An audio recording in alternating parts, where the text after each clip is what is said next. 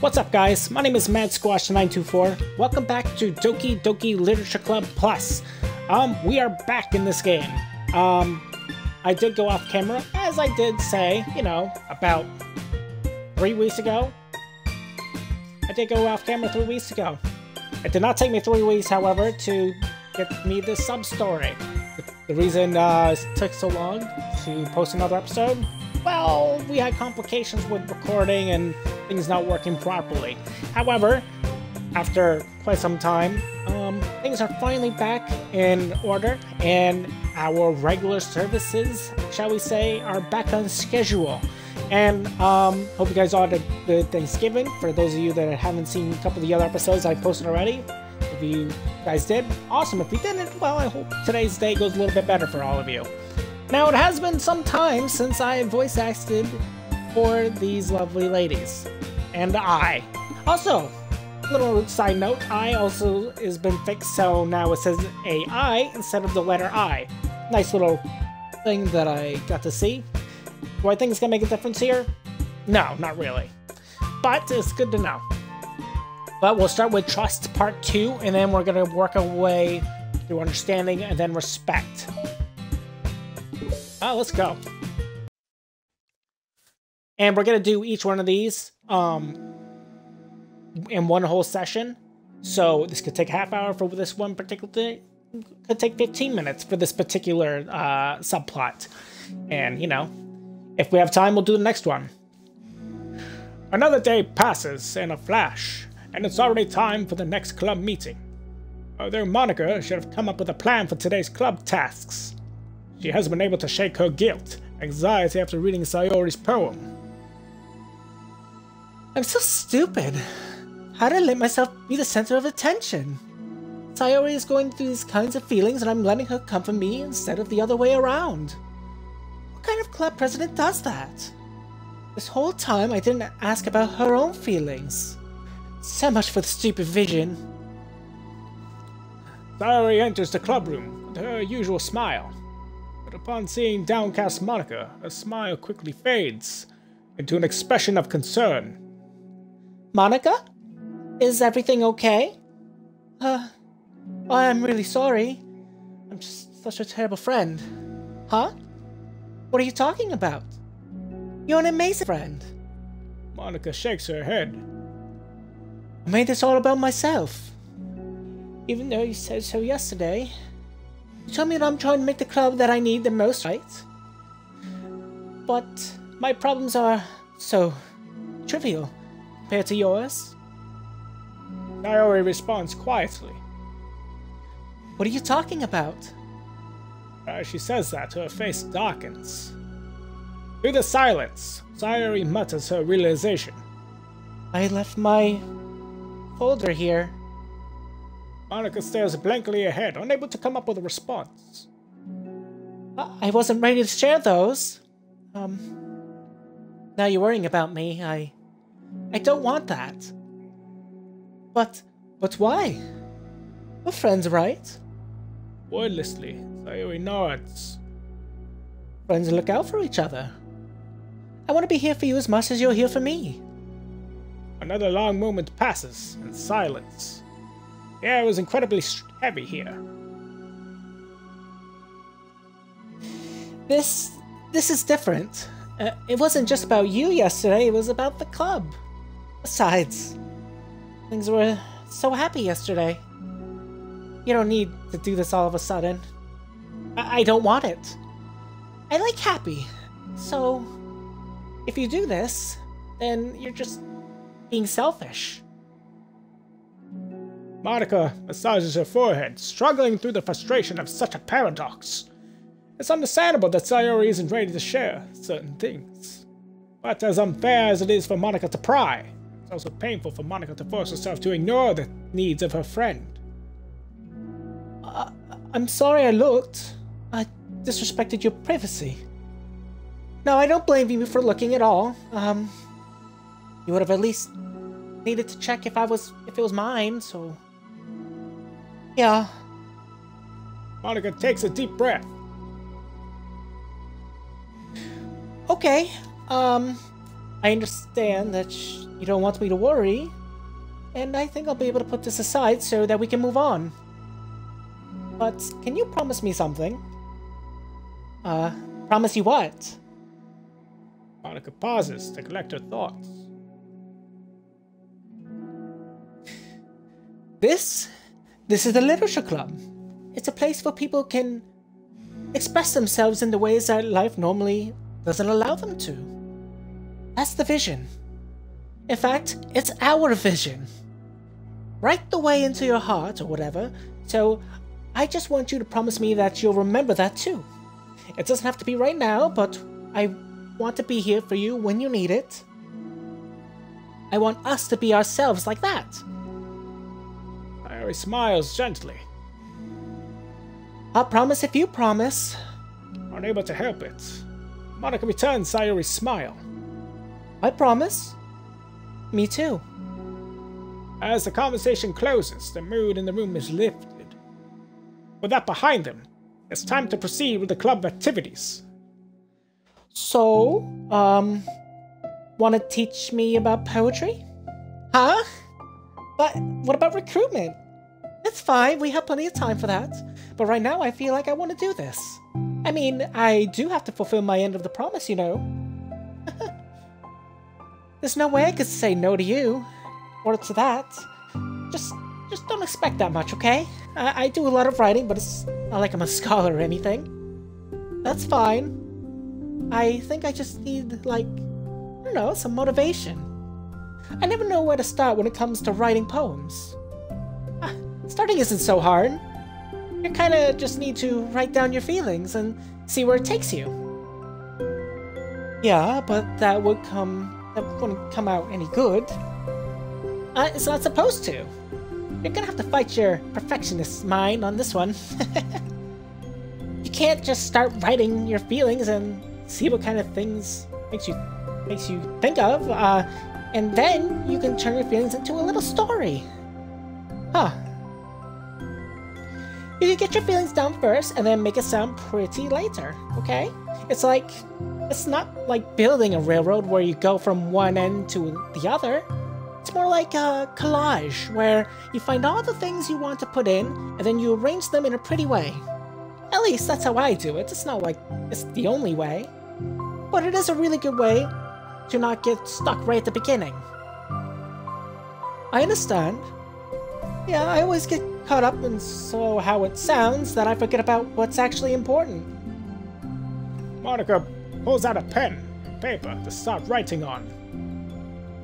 Stop being a perfectionist, you idiot. I'm just kidding. Monica scribbles out "you idiot" after she writes it down. No, keep it. Why? Are you calling me an idiot? Of course not.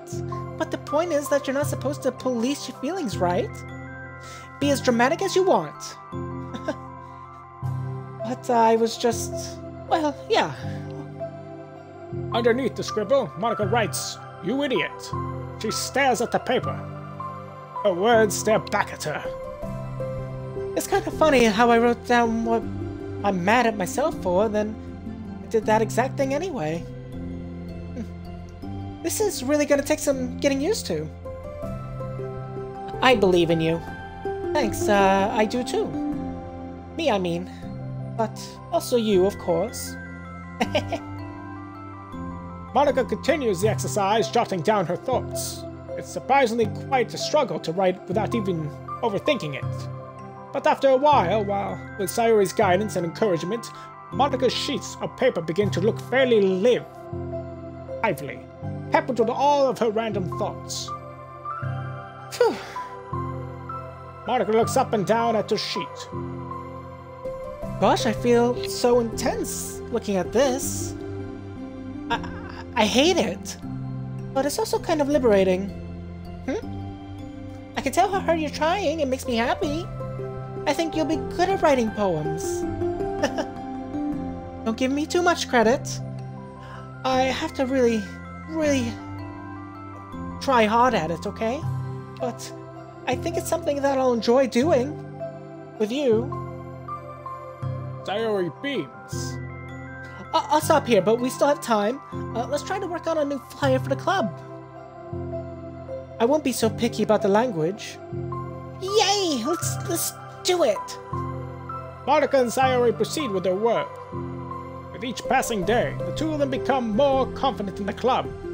Not simply from their recruitment planning, but from their vision as well. As their bond strengthens, so does the essence of the literature club. Finally, they begin to truly feel it's only a matter of time before they find any more members. That was nice. I like that. Another day passes. As usual, Monica is the first one to the club room. With her is a printout of the revised literature club flyer, complete with all the new ideas Monica and Sayori come up with. If only this was the flyer we gave to that one reading girl the other day. It's so much more attractive than the old one. But the new catchphrase is featured clearly in the center of the flyer. Write the way into your heart. Surely common sense would say that one writes from the heart, not into the heart. But the message being delivered is that one can use writing to discover themselves. Hopefully Monica and Sayori thought that it would be enough to garner some curiosity from students. Why do I feel so tense looking at this? Monica thinks back to the previous meeting, when she performed the writing exercise. Was I always this bad at expressing myself? How am I supposed to be present if I can't even demonstrate what the club is supposed to be about? The literature club is truly beginning to take form. But with that, the weight on Monica's shoulders only becomes heavier. The big club was always about rigid structure, formulating airtight points and counterpoints, and delivering them with conviction. It was about the person on the outside. That's why Monica was so good at it. It excited entirely within her realm of comfort. It's suffocating. I need to break through this mental wall. I need to learn to express myself for real. Monica pulls out a sheet of paper, grabs her pen. She presses the tip of the pen firmly against the paper.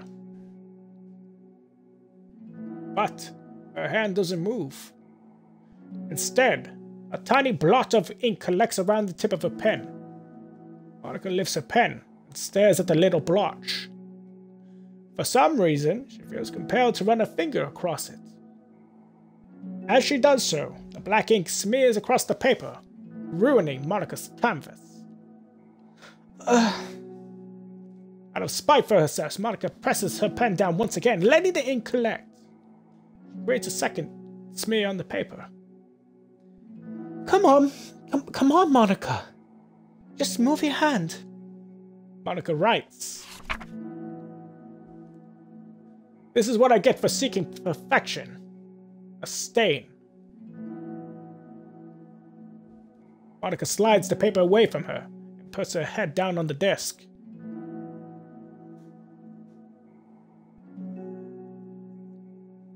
The air conditioner seems louder today. I'm here. Hi. Monica hears Sayori approach her desk, then stop for a second, probably reading the piece of paper. And she sits down in the adjacent desk. Bad day? Mm-hmm.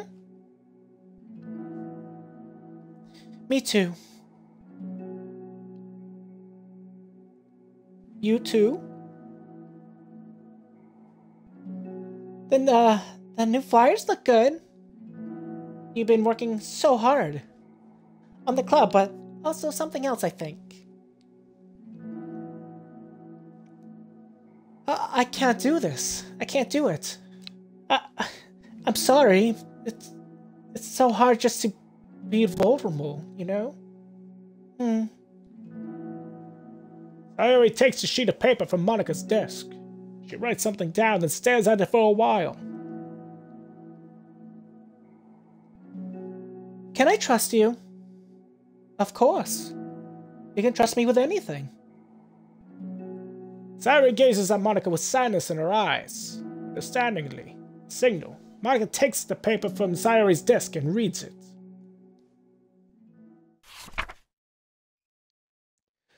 Sometimes I want to die. Sayori. This is really hard for me. Her voice shakes. So if I can do it, then you can too. Because you're like a million times better than me. That's completely not true. Sayori takes a deep breath, trying to steady herself. That's something about me that I've never told anyone before. Even now, my head is, like, screaming at me to stop. What? Wait, you don't have to force yourself. I mean, just because of the promise yesterday, I want to. It just feels right. I mean, maybe it's the part of the reason I came to this club in the first place. This is the literature club. I trust you more than I am scared. At those words, Monica stands up. Sayori must have taken days to work up the courage for this. But Monica's own futile but genuine efforts actually did push that Sayori needed. Sayori's deliberate breath can be heard over the air conditioner. As she prepares herself to continue, Monica waits in gentle silence. I have this problem where I can really get upset when people worry too much about me. I can't control it. It's like, why waste your energy worrying about me when you can just be happy instead? So I never tell anyone about these kinds of thoughts that I have. It's so much easier just to smile and help everyone else be happy. But that's terrible. That's what Monica wanted to say, but she stops herself in fear of saying the wrong thing. It's just that if everyone knew about it, they wouldn't treat me the same anymore. Like, whenever I'm not smiling, everyone would worry about me and ask me what's wrong. I know that because it used to be like that. Sayori pauses, seeming to recall something in the past. I just want everyone to be happy. That's the most important thing to me. And letting people look inside my head doesn't bring happiness to anyone. Sayori pauses again, her solemn expression making her look almost like an entirely different person. How did you find the courage to tell me this? You're not worried that I'll be one of those people too? I am worried. Part of me really hates myself for doing this.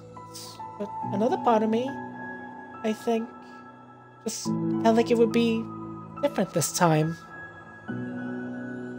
Whenever we talk about what the club is supposed to mean, I kept feeling like it was right for me to do. Especially after trying so hard to express myself, yourself too, you know? It just made me feel like I could say it in confidence, and our relationship and friendship doesn't have to change. It's so silly. The club is only 2 people, but it already means this much to me. Monica feels a tightening sensation in her heart. A feeling of connection as Sayori's emotions radiate between them. Me too. I was so lost until you showed up. You're so brave, Sayori. You're so strong and brave, and I don't even compare. Monica steps forward. But if nothing else, I can at least offer you some hug energy, if you like. Wordlessly and without a smile, Sayori rests her forehead on Monica's shoulder. Throughout their contact, Monica can almost feel the torrent of thoughts swimming in Sayori's head. And in this moment, enchanted by the air of the club, Monica realizes that of all the days have passed, this is the one where she really, really hopes, and nobody new walks through the door. She speaks softly. You're like the sweetest girl I've ever met. You can say anything, anything. I'll never judge you. I promise. Sayori's breath begins to quiver. She takes several deep breaths, trying as hard as she can to start speaking, to say the things that she's never once dared to say out loud. Finally, she speaks in a choked voice. I'm so worthless. I'm worthless and will be better off without me. She suppresses a sob as a tear falls down her cheek. I'm just inconvenience to everyone. I'm not good at anything. It just feels like everyone has to put up with me. And I hate it. I hate it so much. The more Sayori speaks, the more she fails to control her voice, falling victim to the overwhelming sadness clutching at her throat and her chest. I don't want to have these thoughts. I want them to go away. And now I'm making you put up with me, and I just want to die. As soon as Sayori loses her composure, Monica becomes determined to keep her own. She really wants to be what Sayori needs right now. So, she won't let any sadness show. Her voice comes through as soft and gentle. This isn't putting up with you. It's just being your friend. Monica offers a few words of comfort, but she knows Sayori said it herself. That she thought Sayori's experiences are ones that don't belong, and Monica can't magically make them go away. Most she can do is help Sayori battle them like any good friend would do. You have so much value. To me, and your other friends too. This club wouldn't have been the same without you. I really, really mean that. You coming here was the best thing that could have happened. Even if we got any other members, if we never did, I would still be happy. That's what you brought here. You brought us a vision, and also brought happiness. And that's your favorite thing to do, right? Sayori doesn't respond, but Monica feels her gently nod. No more words are needed between them. The two share their embrace for a while longer, Monica letting Sayori take as much time as she needs. Once her breathing steadies and her sniffles fully cease, Sayori lifts her head and wipes her eyes. I guess I needed that. Some days are harder than others. Well, I'm here whenever you need me. But any other time, I'll make sure that things are the way they usually are. If that's what makes you happy. Thanks. You're the best. No, you are. The two exchange smiles. You know, I'm sorry to bring this up all of a sudden, but have you considered talking to a professional? Sayori nods. It's scary, since it's already so hard to tell people. Yeah. Well, of course, it'll always be your choice, but if you ever look to find the courage for it, I can do my best to help you. Thanks. I think it helps knowing that you would. Sayori suddenly yawns and stretches. Wow, that made me tired. And hungry. Well, I won't make you do any more work today, if you're not up for it. No, I want to. I mean, I can say that's definitely one thing that makes me happy. Monica smiles. But I want to get a snack first. All of a sudden, the sound of the door causes the two of them to turn their heads. The door opens halfway, then stops. A face peeks inside. A face that seems familiar.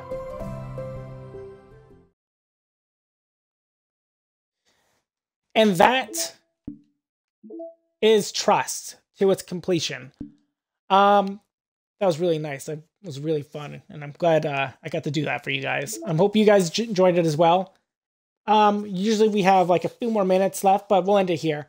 Hope you guys all enjoyed today's episode of Doki Doki Literature Club Plus. If you guys did, feel free to leave a like, leave a comment. Tell me what you guys think of today's episode. If you're new to my channel or been watching me for a little while and you haven't done so as of yet, feel free to subscribe to me, MattSquash924, over on YouTube, where my channel is over there.